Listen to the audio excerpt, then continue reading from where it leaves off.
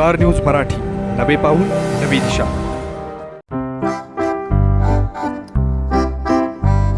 येवले चहा एकदा पिऊन तरी पहा.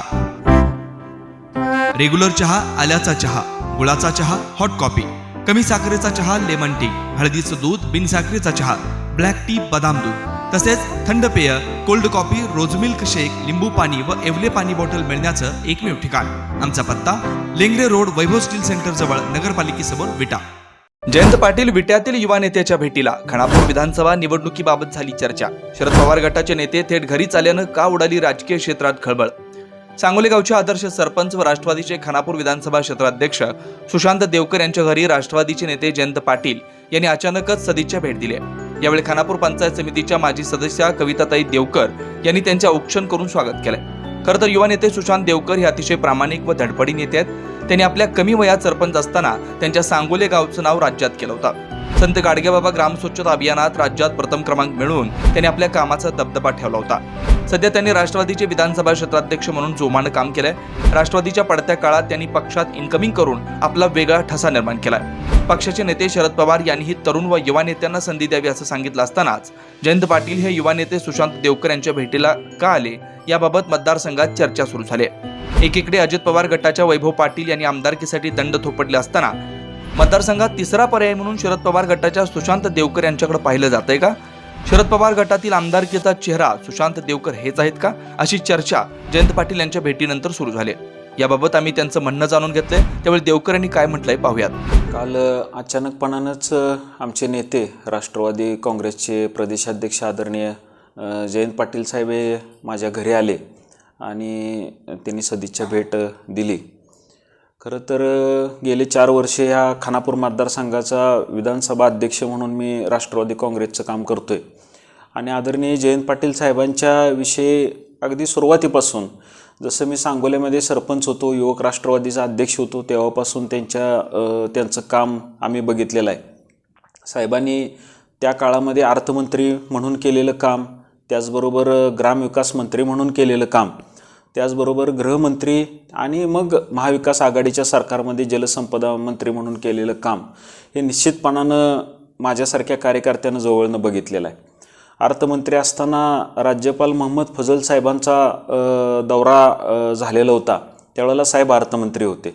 त्याच्यामध्ये प्रमुख भूमिका खरं तर साहेबांनी घेतलेली होती आणि त्यावेळेला माझ्या गावाला सुद्धा राज्यपालांचा दौरा झालेला होता.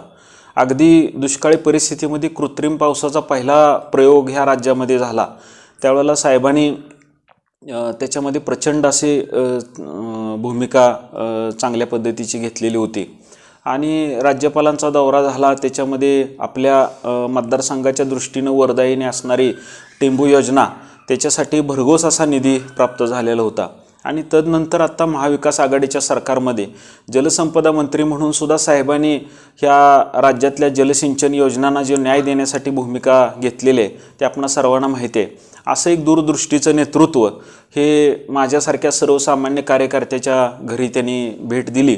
निश्चितपणानं आम्हाला ही भेट ही भविष्यकाळामध्ये बळ देणारे ठरेल असं मला वाटतं. खरं तर गेल्या अनेक वर्षापासून तुम्ही समाजकारणाबरोबर राजकारणात सक्रिय आहात. विधानसभा क्षेत्राध्यक्ष म्हणून तुम्ही काम करताय.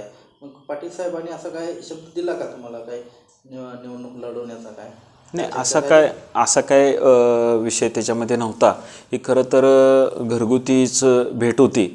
परंतु साहेबांनी विविध मतदारसंघातल्या अनेक विषयांच्यावर चर्चा केली आणि आज अशा परिस्थितीमध्ये म्हणजे देशामध्ये वेगळी परिस्थिती तयार झालेली आहे. राज्यामध्ये सत्तांतर झालेलं आहे. पक्ष फोडण्याची कामं आपण बघतोय कशा पद्धतीनं चाललेले आहेत. अशा परिस्थितीमध्ये खरं तर पवारसाहेबांच्या विचारानं आणि जयंत पाटील साहेबांच्या मार्गदर्शनाखाली ह्या मतदारसंघामध्ये वेगवेगळ्या प्रश्नांना लोकांच्यामध्ये जाऊन त्या अडीअडचणी समजावून घेणं, सोडवण्याचा प्रयत्न करणं आणि ज्या काय अडचणी असतील ते साहेबांच्यापर्यंत पोहोचवण्याचा प्रयत्न करणं, अशा पद्धतीनं आम्ही काम करतोय. तेच काम चांगल्या पद्धतीनं करत राहू अशा पद्धतीनं साहेबांनी आम्हाला मार्गदर्शन त्या ठिकाणी केलं. विविध विषयावर चर्चा झाली. नुकतेच आमचे राष्ट्रवादीचे आटपाडी तालुक्याचे आनंदराव पाटील अध्यक्ष झालेले आहेत. त्यांचा आम्ही स्वागत आणि सत्कार या ठिकाणी केला.